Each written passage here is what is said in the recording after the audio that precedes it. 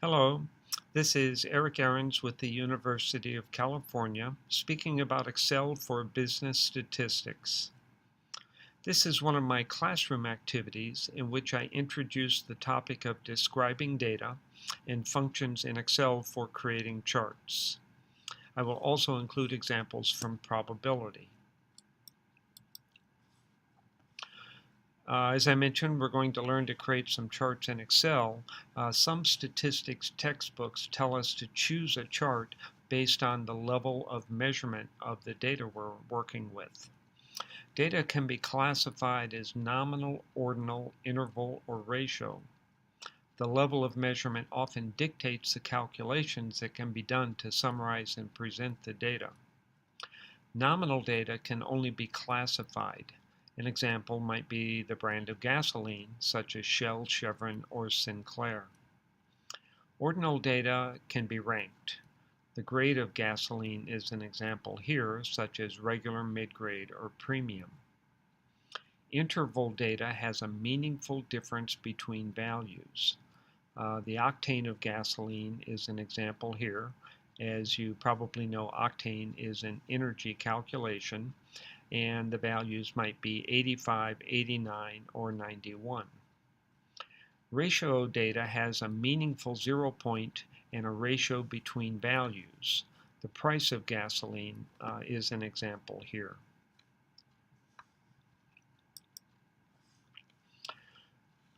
As I mentioned, I'm going to include an example from probability, so let's review a few definitions. Probability is a value between 0 and 1 that describes the relative possibility that an event will occur. We often see probability expressed as a percentage between 0 and 100. In probability, there is a special rule of addition that says the probability of A or B equals the probability of A plus the probability of B. There's also a special rule of multiplication that says the probability of A and B equals the probability of A times the probability of B.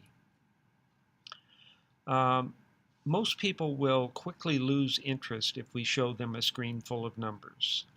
Instead, it's usually a good idea to present our data as an Excel chart. So let's take a look at some charts that are available in Excel. Line charts are one type. These are effective for business and economic data because we can show the change or trends in a variable over time. The variable of interest, such as the S&P 500 index, is scaled along the vertical axis and time along the horizontal axis. Bar charts can be used to depict any of the levels of measurement: nominal, ordinal, interval, or ratio. In Excel, a chart with horizontal bars is called a bar chart, and a chart with vertical bars is called a column chart. A histogram is a form of column chart. Pie charts are especially useful for illustrating nominal level data. Okay, here is some interesting data for us to work with about how smartphones are stolen and where they might be stolen from. I got this data from a website called lookout.com. It's from 2014, and it was titled Phone Theft in America. It says that 44% of phones are stolen because the owner left the phone behind in a public setting. So I tagged this forgot and entered my 44% here of data. It says 14% were stolen from a car or house that was burglarized. So I tagged that burgled and input my data here.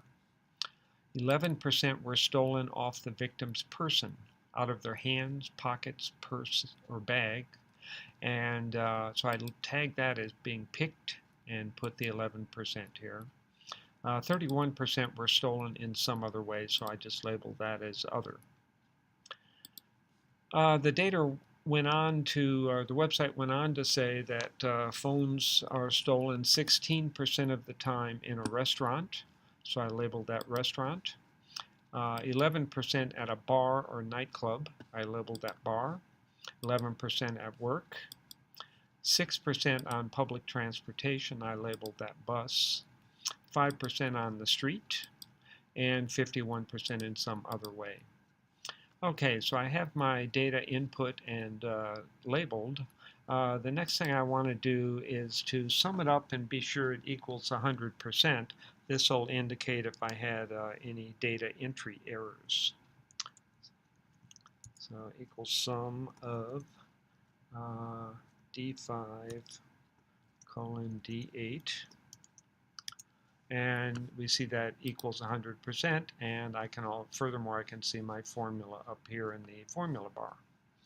Okay, the next group of data, I'll sum that up in D12 colon D17, and we see that also equals 100%, so I don't have any data entry errors. Now I want to answer a couple of questions here. What percentage of phones were stolen in a restaurant, bar, or nightclub? So as I mentioned previously, we calculate OR probabilities by adding. So if it was stolen in a restaurant or bar or nightclub, that means I have to add up these 2 points. So that equals D12 plus D13. And so we see that 27% were stolen in a bar or nightclub. Next question, what percentage of phones were stolen from a bar and left behind by the owner? So in this case, 11% were stolen from a bar and 44% were left behind by the owner. So this is an AND probability, and I calculate that by multiplying. So we put equals D5 times D13. And we see the answer is 4.84%. Now it might be that I want to express that as just simply, I round it up to 5%. So if I want to do that, I go to Format Cells, and I drop the decimal places down to 0. And now we see it displays as 5%. Okay, let's move on to charts. And the first thing I have to do to use the Excel charting features is to highlight my data, including the 2 column headings.